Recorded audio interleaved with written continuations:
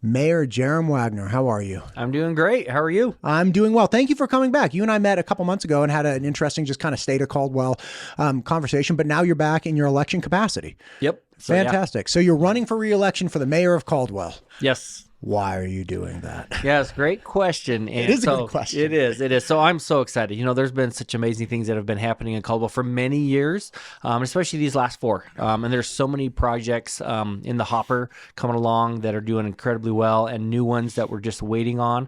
And so, it's time to continue what we've been doing. And so that's why I'm running for re-election, to make sure we can continue the path that we're on. Just so many things going on that I still want to be a part of, and feel that we've made some incredible progress the last 4 years. So we just want to keep that momentum going. I did. Talk to me about what's in the hopper. Like what is either midway through and you want to see it through, or what's like right around the corner? Yeah, so some really great things coming into Caldwell right now. We got some big national chains, national retailers coming in, and that's huge for our population. We just had the grand opening for a new Home Depot just this week, and that was fantastic. Where doers get more done. Yep, that is right. And so it was great, and it was neat to, they really are an amazing company, and so it was great to see that and have that finished up. Fred Meyer has announced their groundbreaking, which should happen towards the end of this month, first of next month. So we're excited for that. So that's a project that's in process and should start very soon. We've been working on an outdoor amphitheater as well in Caldwell to start bringing some local shows in, some national bands, which should obviously bring in, hotels and restaurants and all of those things. Sure. So we've been working on that quite a bit as well. Let's kind of kick this off about funding. When people talk about funding in areas, you have to have, a lot of people I've talked to have articulate like a 70-30 balance between property tax coming in from residential versus commercial entities and business entities in general. I think Middleton's like 95.5 or something. They're kind of in a rough spot. Star has a little bit better balance to that. But where does the Home Depot and then like Fred Meyer's kind of put you guys as far as the split for tax receipts with residential versus commercial? Mm-hmm. Yeah, and I don't have the exact numbers on that. I'd have to check with our finance director. But the thing that people need to make sure and realize is where that helps is in two ways. Obviously, your property tax, because a lot of that was farm ground before, and so You're getting very minimal on that. So when you turn around and put a $50 million building on there, that's going to bring in a significant larger amount of property tax out of that. So that helps to alleviate the burden on the residential people in the community. And then also the sales tax. We get a portion of that coming back from the state, and so when we do a Home Depot or a Fred Meyer, we have D&B Supply, their flagship store as well across the street, and that's been phenomenal for the area too. So the sales tax comes back to the city, not all of it, but a portion of it. So the more you get, and then that helps to lessen the burden as well, what you have to rely on for your property tax from the citizens. This entire studio was built out of Home Depot. Okay. So and as a younger person, I really tried. I was like, I'm not going to go home. Friends told me, they're like, don't go to Home Depot. I'm like, okay, I don't know. I'm 22. Right. And I tried going to local mom and pop hardware stores, and it always ended up that I had to patch together like 2 or 3 different stops to get all the collection of things I needed. And sometimes they had like hyper specialty things that perhaps Home Depot wouldn't have had. But at the end, I was like, I want to support local as a younger person, but I just didn't have the time and energy and, whatnot. Is there pushback against these larger box stores, big box national chains where people were like, look, you're going to kill like Matt's Caldwell hardware store or something? Is there an issue that you're concerned about with that? So yeah, we want to support everybody, right? And then we do. We have an amazing True Value in Caldwell that's been there for generations, been there many decades. I remember my father was a banker back in the day, and that was one of his customers actually. And so I remember when they did a big addition, this had been 30, 40 years ago. So they've been around a long time. And so yeah, we want to make sure that they're supported as well. There's a niche for everything out there. And so we want to make sure that we have those opportunities for different companies to still compete and do those things.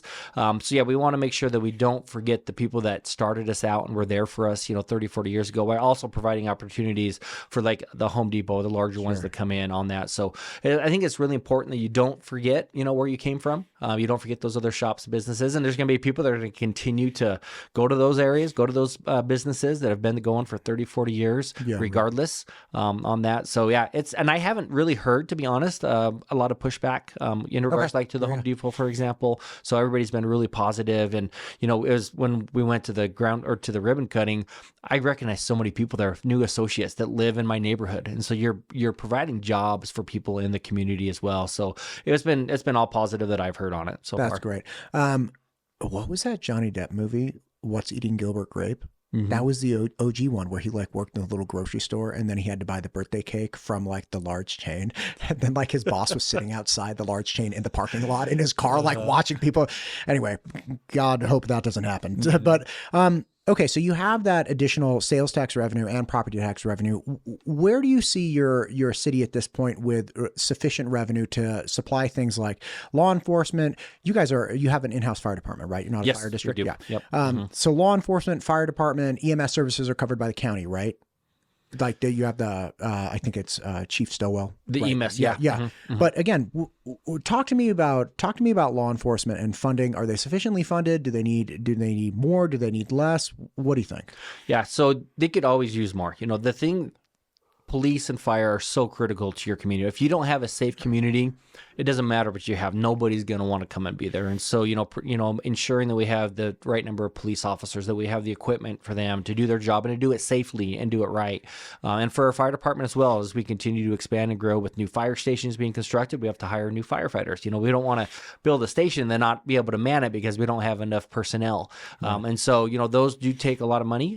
So it's difficult to balance that. That comes from your property tax, nearly all of it, to pay for both police and fire. And so we want to look at that, make sure we're doing the right things for those. But yeah, you could always use a little more money for sure into those two agencies, just because they are so crucial and vital to your community. Thank you for that. When you're staffing police, you can go up in a staircase manner. It's okay, let's add 1, let's add 2, let's add 3, let's add 4, whatever you might want to do. But when you're staffing a fire department, that's really hard because you have a threshold of people on an engine, right? I think 3 is the minimum, but they always say 4 is way better. Mm-hmm. And you actually have an order of magnitude more work than if you had 3 people.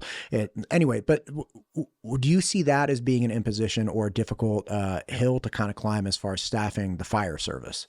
Yeah, and you're spot on with that. You don't just hire, you don't just create one new fire position. Mm-hmm. Typically, we look at in 3s. If we're going to create some new fire positions in the city, Caldwell, whether it's 3, 6, 9, whatever that is. Right. And yeah, you need that minimum of 3. We'd love to have 4. We don't do that as often as we'd like. Our truck that we have, that is a staff of 4, but most of the engines are 3. Gotcha. But it would be great to have 4 on those. And so we want to make sure that we are, hiring in the right quantities on that. You don't want to overhire, but you don't want to underhire either. So It's the step approach. Like you said, you don't want to not hire any police or fire for 4 years, then hire 15 at a time. Sure. It's going to be a huge hit to your budget. And then also now you're training all of those individuals. And so you want to make sure that you're constantly adding to those every year in your budget as you grow. We are number 1 growing city in the state last year, and I predict we'll probably be number 1 again this year.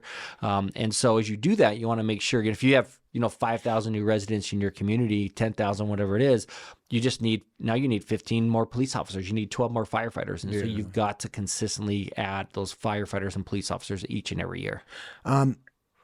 Last question on this. With fire service, the Meridian is running into a bit of a problem, as are other places. They had some grants and some other funding that was temporary or got removed for whatever reason, not nefarious activity or anything. But they're now having to run a levy to say, obviously to appeal to the community and say, hey, look, if you guys want to maintain this existing level of service, it's going to have to cost everybody a little bit more. And if you don't, that's up to Meridian, but the people, it's in the people's power or people's hands. For funding for the fire service, do you guys have any issues with temporary funding, or are these really secure? No, for the force indefinitely, we believe we'll be able to fund this effectively.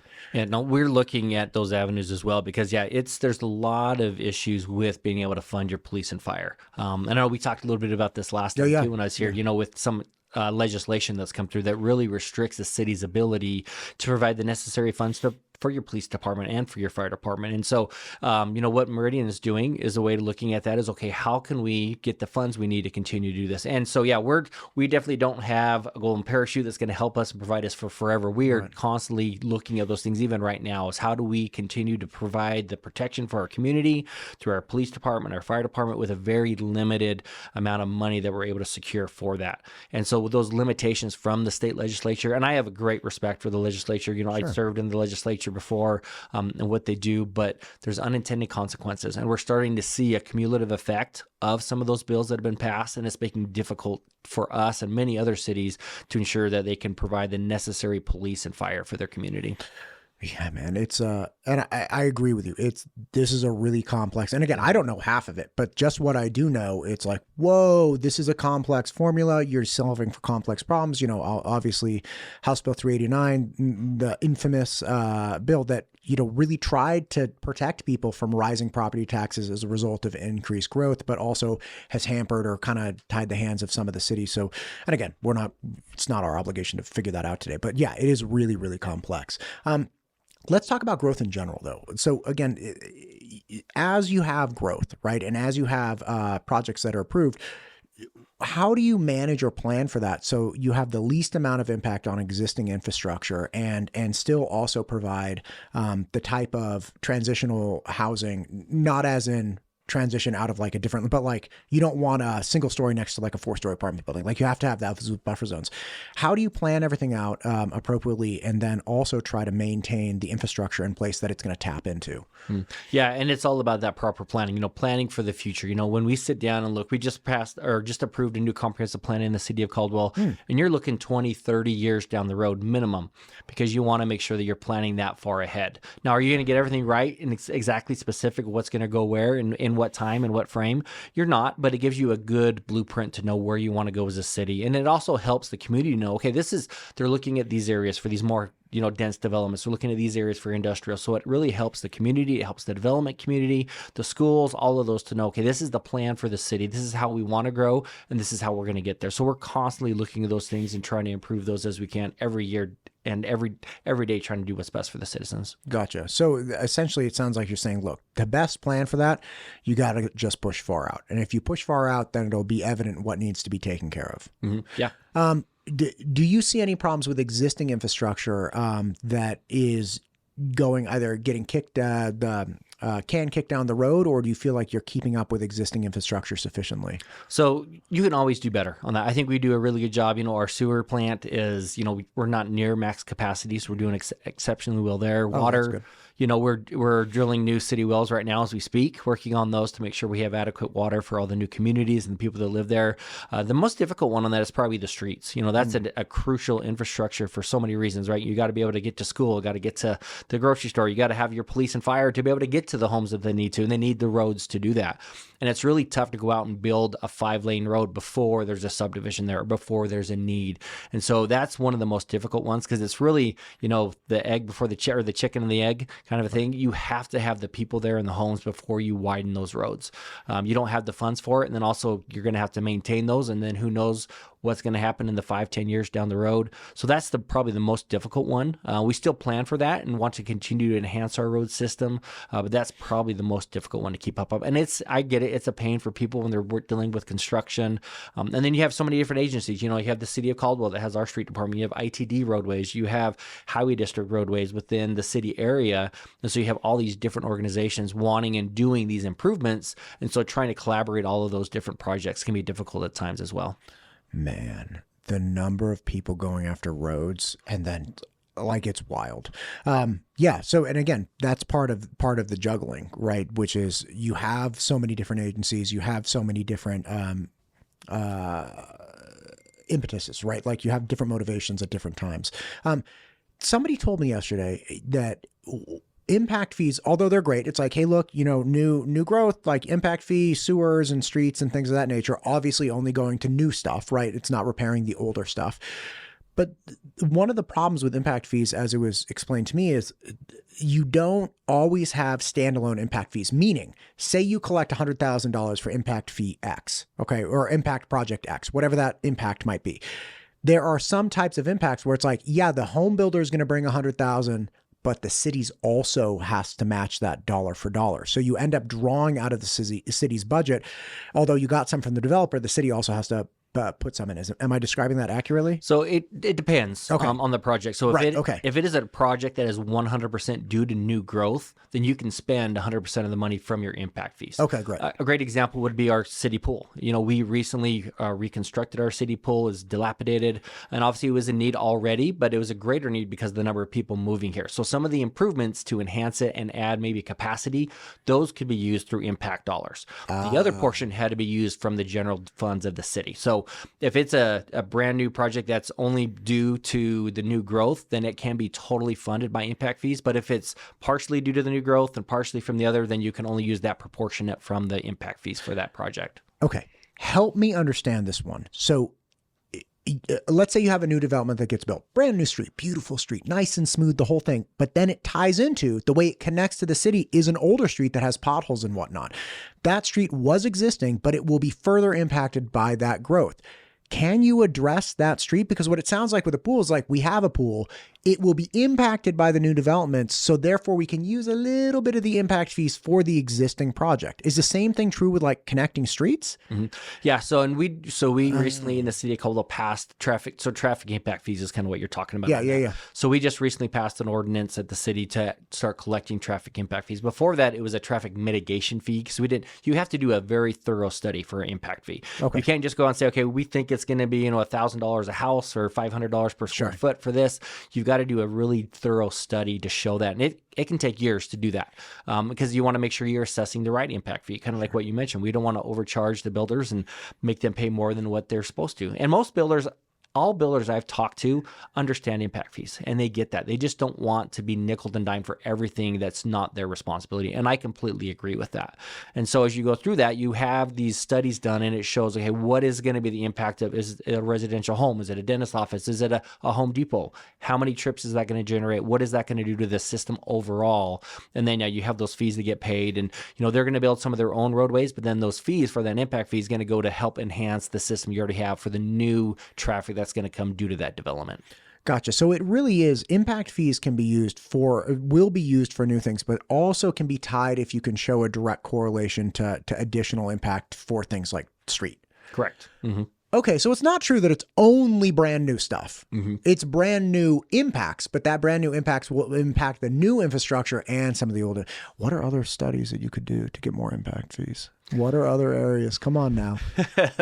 You're limited by the state legislature. Okay. It's in Idaho code. It says what you can and cannot. So I can tell you what we hear from citizens and community is, so right now there's a park impact fee, police and fire impact fees, traffic impact fees. And so those are the ones that we collect at the city. There's been talk about, impact fees for schools. That is not allowed by Idaho code.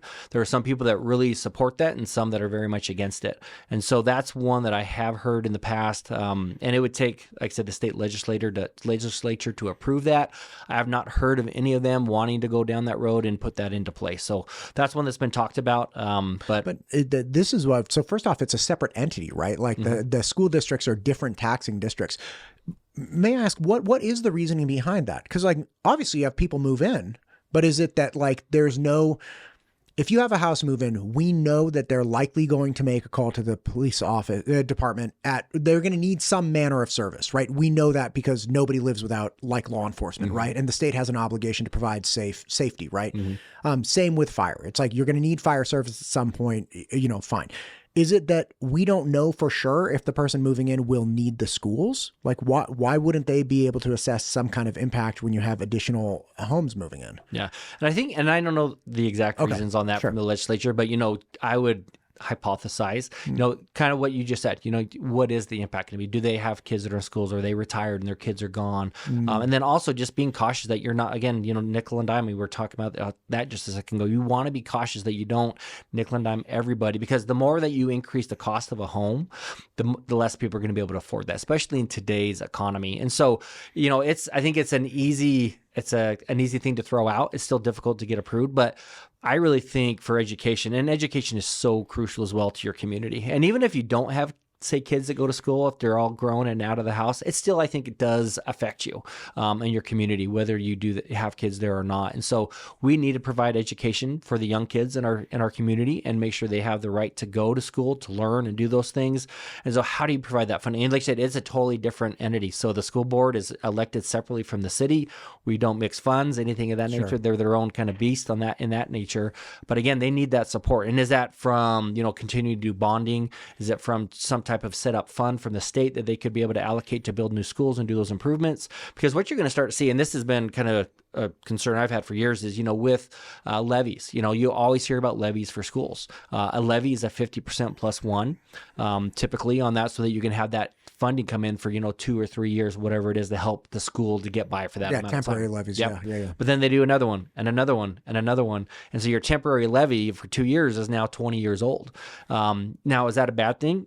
It could be, but again, the schools need it. The schools are not just asking for money just to spend it willy-nilly. They need these services. And so it's put them in a predicament that's how they have to go about to get that funding. And now you're starting to see the cities look at that, like you mentioned about Meridian for their police and fire doing that temporary levy, and us considering it at Caldwell. Is this the thing that we're going to have to do?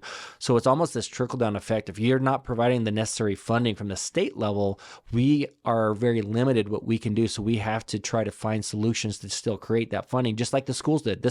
I would guess the temporary levies started very similar fashion. They didn't have the necessary funds coming from the state, and this was the only way to go about it, because getting a bond passed today is nearly impossible. A 2/3 majority. Oh, the super majority. Yeah. And this is, speaking of emergency services, is what Chief Stowell had to do with the EMS service, right? Like he went after the permanent override levy that requires 2/3 to fund the ambulance service in Canyon County. And he tried several times and just couldn't get it. And then they finally were successful with like the 2-year temporary bond. That's only the 50+1. Man, that's wild times. Yeah. Okay. Talking about growth then, right? There are a lot of people that want growth to stop. Like stop for a day, stop for a month, just stop. There are positives and negatives to all of this, right? You stop growth from happening, you reduce your tax receipts, and you reduce economic, activity, within communities. And, you also increase the cost of housing, because if you make the assumption that stock and supply and demand is at play here, then if you stop producing supply and the demand stays in, then things start going up. Obviously, the flip side of that is, we can build more houses. Do we dilute our city? Are we putting too much of the tax burden on additional residents? Are those additional houses providing ample impact fees and then other tax values, 389 hampering it to some degree, enough tax to pay for the growth that is growth, right? What does Caldwell do here? Yeah, and I think that, when people say stop growth right now, that is a horrific solution. It's not a solution, because if you really look down the road, Idaho, we pride ourselves in being Idaho. We are strong property rights. You're a very conservative state. There's nothing more anti-conservative, anti the property rights than stopping growth, because you are taking away those people's property rights. So if let's say that you owned 100 acres and you had a plan developed, let's say you farmed it for many generations, that's your retirement plan. And you get to that point to sell it, to try to retire, and the city comes in and says, you cannot sell this to a developer. Well, what does that farmer do now? Does he continue to farm? Many of his kids are gone and they can't do it. And so you're taking away that individual property rights. And so it's not as simple as people make it out to be. Just stop the growth. You can't do that. You shouldn't do that for many reasons. Property rights, number one, and it's going to have an incredibly negative effect on your community. Doesn't mean you want to just continue to grow and be the biggest, fastest growing community in the state or in the country. As I mentioned, we do lead that many times in the state and one of the top in the country. That's not our goal at the city of Caldwell. We don't sit down and say, okay, we want to be the fastest growing city in the state this year. We sit down and say, we want quality over quantity. We want a great community. We want great options for our citizens. Not everybody can afford to live in a single family home these days. I remember all of us, I'm sure, have gone through life where we lived in an apartment, we lived in a townhome, then we lived in a single family home, and now we got a bigger yard. And then you go back the other way once your kids start to leave.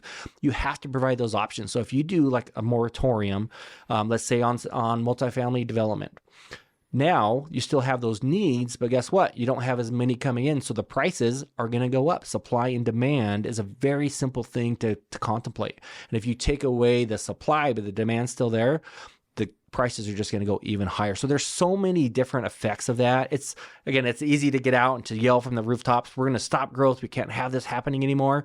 But the effects can be totally detrimental to your community, and they last for decades. If you stop growth, it doesn't mean that you can just flip the switch and it's going to come back on like your lights in your house. It's going to take a significant amount of time to convince people to want to come back, and especially to convince commercial and industrial.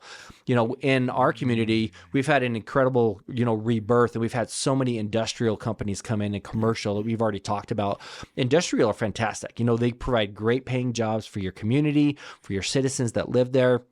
And I even get questions from some very reputable industrial builders that build millions upon millions of square feet every year in the Treasure Valley.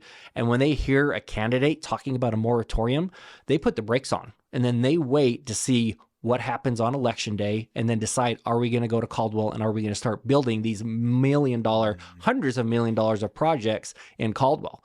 If the candidate that says, I want a moratorium gets elected, that's going to be a difficult thing to convince somebody to come and spend $100 million on a building when there may not be people there to staff it and to be able to provide those services. Because they want to get ahead. Mm-hmm. They want to be there like, hey, look, we want to be able to service 100,000, resident area, right? And if they're at 70, like, let's get ahead of it. Let's start building so then we hit our target. But they don't want to be behind the growth because then other people will fill that spot. With that growth then, right, is there a way that growth could have a less of either financial impact or like community impact? Because this is the number one thing. People are like, people are moving from out of town and, they don't know anything about Caldwell and they don't know anything about Idaho. And then, of course, growth paying for growth, the financial implications. Is there anything more that could be done to lessen that burden if we take the stance that, hey, look, we got to have growth? Because if we don't have growth, we don't have impact fees. Here's a small question for you. If there's a moratorium put on building right now, today, like an emergency 6-month moratorium, like our sewer line broke, does that stop all the projects that are in action right now? Or does that just put a stop on approving any projects over the next 6 months? Like, does somebody have to put down the hammer? It would kind of depend on what your moratorium. You said a moratorium, you have to have very specific emergency reasons. You can't just come in and say, we're growing too fast, we're going to stop it right now. You have to be able to, and it's got to be the council that approves it, not the mayor. And you have to have very specific reasons. Because again, you're taking away everybody's property rights when you put that moratorium on.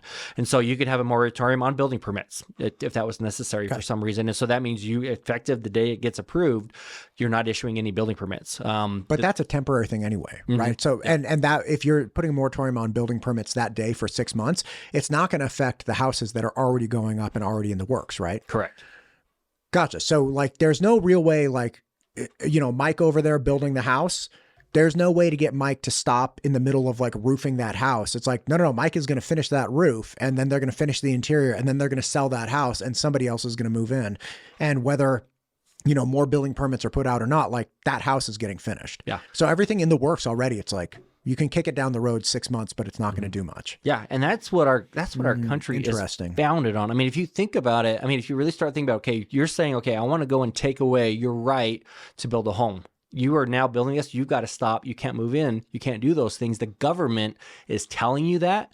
If you start thinking about other societies that did that, your mind can go to some very dark places and what that happened, and look at the ramifications from those countries and what they did, because that's kind of what you're doing. You're taking away that right. Now, as you approve developments and things like that, you've got to consider the rights of the people around there as well. Sure. So it's not just all about that person that owns that property. It's also about their neighbors out there also.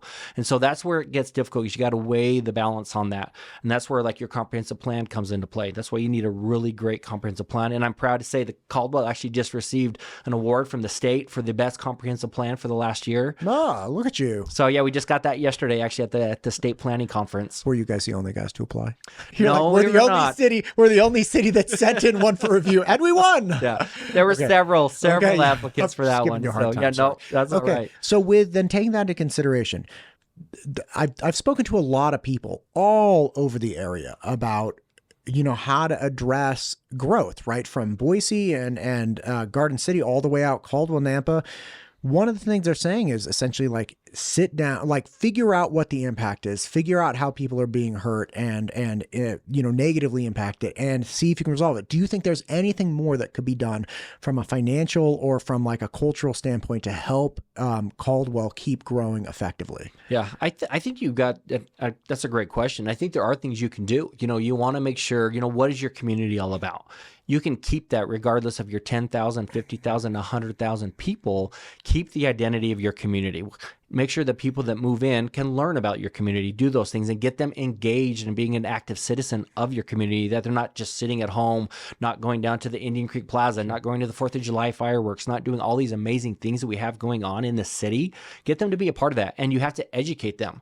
We actually sat down as a staff recently and said, hey, we have all these new people coming. How do we get them to know about what's happening in Caldwell?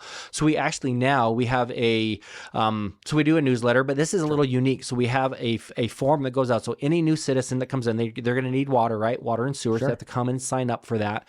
And so we're notified every month from our utility department of all the new services connections in the city. They get a special letter from the city. It's two-sided. One side is, like a welcome from the mayor. And then on the back, we have a picture of our city council as well and direction for them and who they are and learn about them.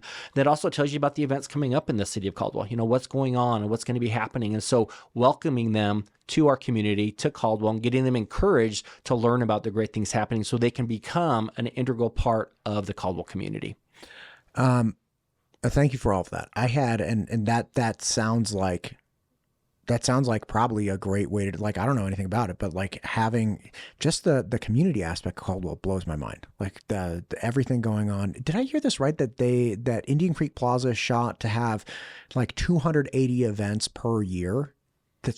That's almost every day. It's literally like you take off Sunday, and they probably don't take off Sunday. It's like take off Tuesdays, but you have like live music and markets and events 280 times a year. Yeah, and that's the goal. You want that place to be activated like at all times. All times. Yep. Mm-hmm.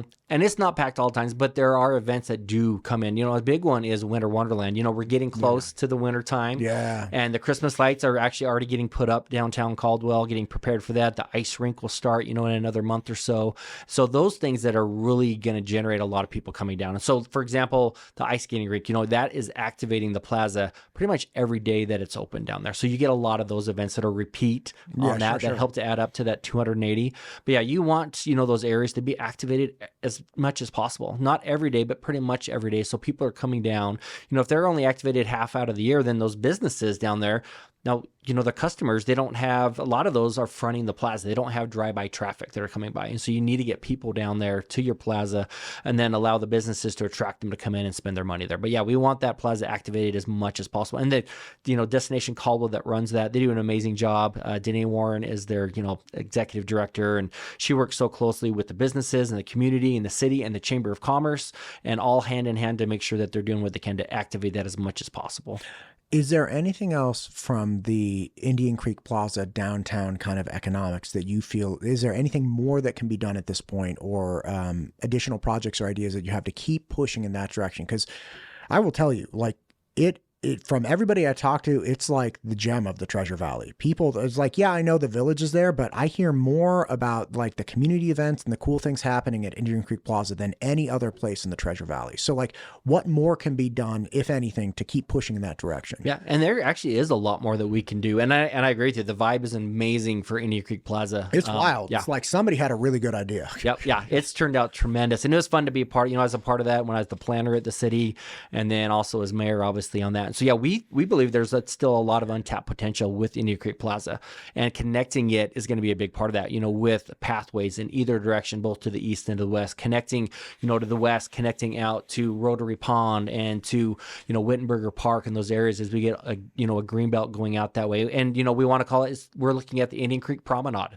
so you'd have that promenade going to the west to connect to the Boise River, a whitewater park that we're actually starting to work on the Boise River out there. So you could be able to downtown Caldwell, jump on your bike and bike out to the Whitewater Park to the west. Wait, what's going to be in the Whitewater Park? Like standing waves for surfing and stuff? Yeah, so very similar to the one you see in Boise. So with the inflatable dam, so there's an old diversion dam along the Boise River. So we're actually just started the feasibility study, actually just this month, looking into that and working with those irrigation companies, obviously, because they still need the water provided. Sure. But this increases the safety on the river. You're getting rid of these old dams that are dilapidated and coming in with newer ones, and you can create waves. And actually, you can get out there and surf. You can get your kayak out there, and it's been an amazing project. It's been fun working on that. One of our captains at our fire department actually is the one that brought that idea to me, said, hey, and he started the Idaho Surf Association about 15 years ago.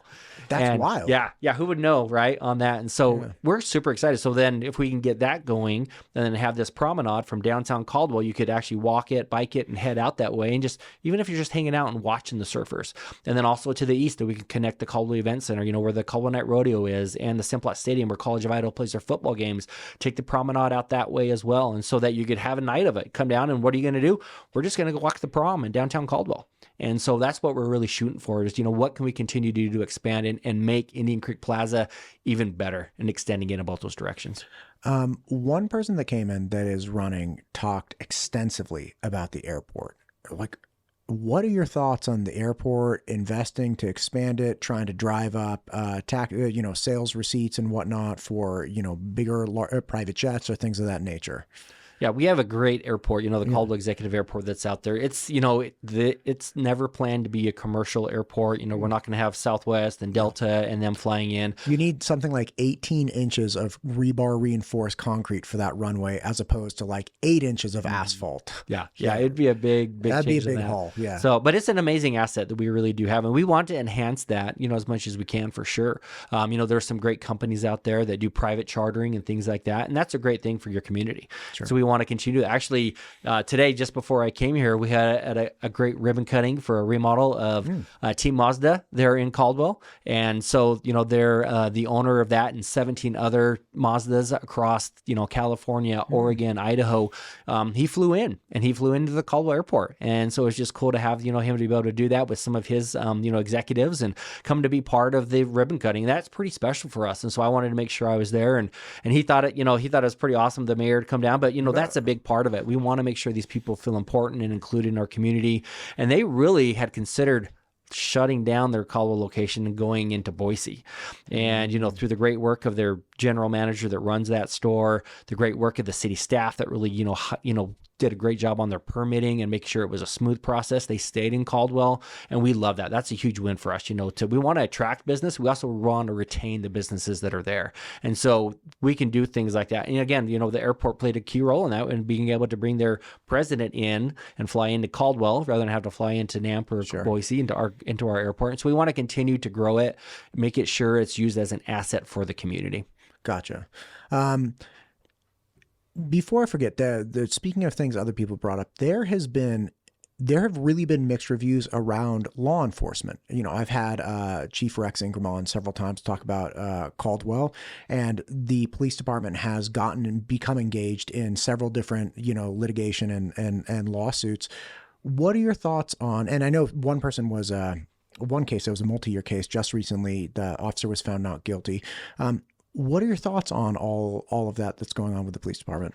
Yeah, I couldn't be more proud of our police department. We have some amazing men and women that serve in our police department in Caldwell, and they do an incredible job, and they are so engaged in the community. So I support our police department completely in what they do, and everything the great stuff that they started. It's the Caldwell Mounted Unit that we have.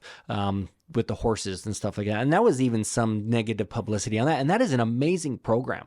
Getting to go down. I remember I was at Indian Creek on Tuesday nights. They have a big event down at Indian Creek Plaza. So I was down there kind of hanging out with my family and checking everything out.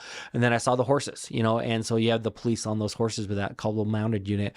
And I remember seeing there was a young boy there with his brother and wanted to go up and pet the horse. And he was scared. He didn't want to do it. And then the brother kind of picked him up and carried him over. And it's that engagement that you get with those youth, a positive encounter with our police officers, and that carries forward. And so that's a huge part of it. So our police department, they do a great job of community outreach, being engaged with the citizens. And it's easy to go on like a Facebook or whatever that is and throw out any complaint that you want. But our police department is doing an amazing job. And when you talk to the other police agencies around the valley and their leaders, they have nothing but great things to say about our police chief and our department. I think it was Councilman Stoddard brought a lot of stats. Your crime, like across the board, is down with the exception of like one or two things, right? Mm-hmm. That is great. Yeah. And that's down even with the increase in population. So it's not based off the population. It's the overall gross percentage. numbers. So it's even less, even with more people. Gotcha. So bottom line is you have complete faith in the chief of police and, no concerns about that. Yes. Got it. Look, we've talked about a dump truck of things. The last couple things I wanted to chat about there, the first time we met, I was not privy to a lot of the other tensions that people had in the community, the parking meters, the hotel, and things of that nature. Is there anything you would like to address? And people have talked ad nauseum about these. And, again, is there any other perspective that you would like to bring forward as far as, these projects? Yeah. Let's talk about the hotel. Let's hit it. I think that's great because there's, again, so much misinformation and things of that nature that people... And we're always willing at the city. I love to sit down with people and talk to them and hear their concerns and explain to them the reason that things are done the way they are. And I think the hotel is a great example. There's so much misinformation and mistruth that's been put out about the hotel. This is a dirt lot that is owned by the city. So when the people came in wanting to develop it, so our economic development director toured them around town, showed them different sites, did not take them to this property. We took them to private properties of possible locations for a hotel. But this is the one that they liked and they picked out and they said, we want to talk about this one. And they're like, well, that one's owned by the city. I wasn't going to really show it to you. Well, they loved it. They said, this is a great location. You got the College of Idaho right there. You got the fair, you got the rodeo, you got Simplot Stadium, you got access to the freeway. This is where we want to be. And so that came to city council for their vote and approval. And the council passed that 4-2 to do the lease with the hotel. And then there was a big outcry. And I appreciate people's opinions to be able to express their opposition on things. But I wish that they would come and talk so we could explain to them that, there's rumors that we're the ones that were soliciting them to use that lot. We didn't even propose that lot, that it's going to lose all of this parking. We have been able to find solutions to provide parking needed in that area. And then the incredible tax benefit. I know there was complaints about it's a $5,000 a year lease. And we had individuals come up and say, well, I'll give you $9,000 and let's leave it a dirt lot. That sounds great. That's $4,000 more. But guess what? Now we're missing out on $170,000 of property tax of the hotel itself that we would get every single year. And not only that, but the businesses, there's businesses right around there. You have 100 new customers every single night that could come and be at your shop, at your restaurant, at your bowling alley. And that's going to provide even more income to the city through sales tax and things of that nature. And we're all about finding solutions. So I remember with that, there was concern, well, the Caldwell Night Rodeo, where's everybody going to park? You're taking away these parking spots. We sat down with the rodeo. We came up with a plan. We created, if you haven't been to the Caldwell Night Rodeo, there's the civvies and there's the rowdies. No. So the civvies sit in the shade. They're the smart ones. And us rowdies sit in the sun and bake all day long or all night long until the sun goes down. Ed Lodge brought me that hat. Yes. Ed's a great guy. So good friend of mine. Yeah. And so we created a civvy parking lot and a rowdy parking lot. And so myself and the economic development director, we spent every night of the rodeo shuttling people back and forth on golf carts just to make sure that those that needed it to be able to get there had that opportunity. And we shuttled hundreds, if not thousands of people. And I remember one night, actually, after the rodeo, I was shuttling people back to their cars.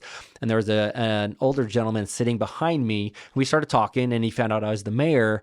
And his immediate reaction was like, you're the one that approved that hotel. And he literally grabbed me by the neck and started shaking me. And so then we started. Like, I'm driving, sir. I'm driving. I want to keep you safe. Yeah, right. So we started talking. I'm like, okay, what's your concern? Throw it out there. And so we talked about it in the process and everything. And honest truth, by the end of the ride, when we got him to his car, he got out and he's like, you know what? That actually probably is a good thing. Thanks for letting me know all that information. Great opportunity to sit and talk. And so I always tell people, if you have those concerns, come and talk to us. Let us talk about this project and these things and see if we can help you alleviate your concerns. It doesn't mean we're always going to agree at the end of the day, as this gentleman did, but at least it gives us the opportunity to talk about it. So yeah, I think the hotel has really been... we want to respect, people's opinions on that, but it's something that's going to be a huge benefit to the city of Caldwell.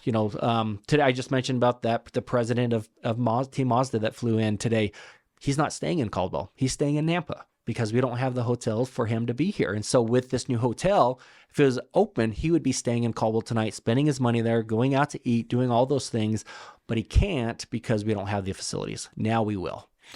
Thank you for all that. And again, I don't know how this all went down, but you're saying that the city council is the one that approved the plan and all. Like, you didn't break a tie or anything?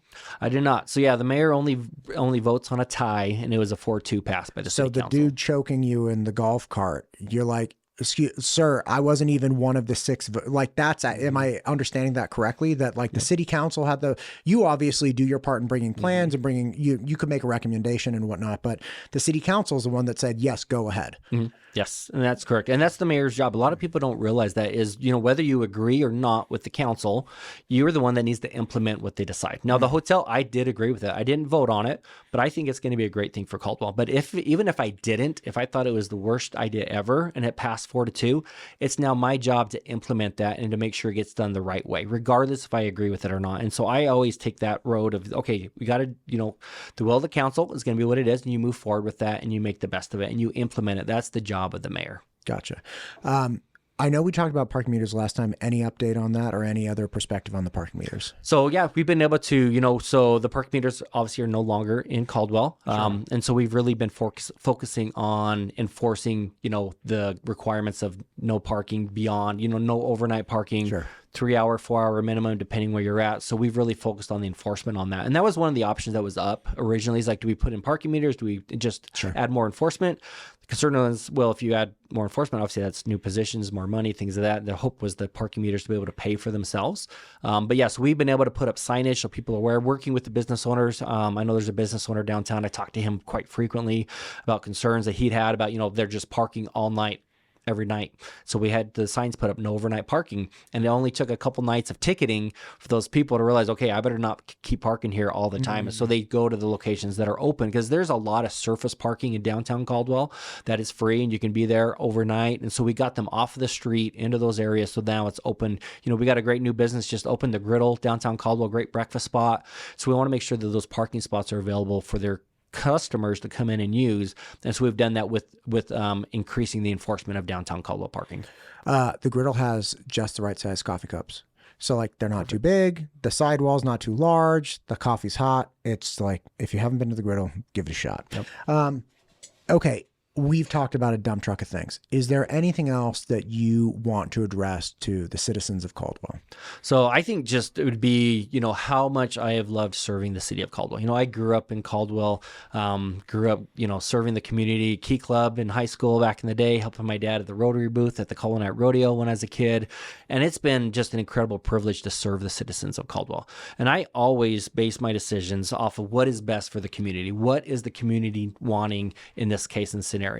And always trying to lead with dignity and respect. At council meetings, they can get a little heated at times with people that are there and even amongst council members themselves. And so I always remember that, look, this is being streamed to the world. We want to make sure that we represent Caldwell in a good way. And so I always try to take that high road and make sure that I represent Caldwell in the best way that I can so that people can be proud of our community and want to come and be a big part of it. Gotcha. Well, thank you for running, right? I mean, genuinely, it's not something that seems like fun. I've never done it. I've never heard somebody who's ever said this is an enjoyable process, but we need participation. People complain very frequently about, lack of turnout on elections and, civic participation. It's like, yeah, but what about the people that are, putting their lives and their jobs on hold to run campaigns, let alone get elected? Because the majority of people run campaigns, put all this effort in, and then go home without even being elected. So it is really important. And I appreciate that you're willing to do it and you're willing to bring your skills, and the city of Caldwell will decide if you're the right fit for them or not. But again, win, lose, or draw, I just appreciate that you're running again and what you're doing for Caldwell. Yeah. Well, thank you so much. I appreciate it. Yeah. Good luck. Thank you for coming in. Yeah.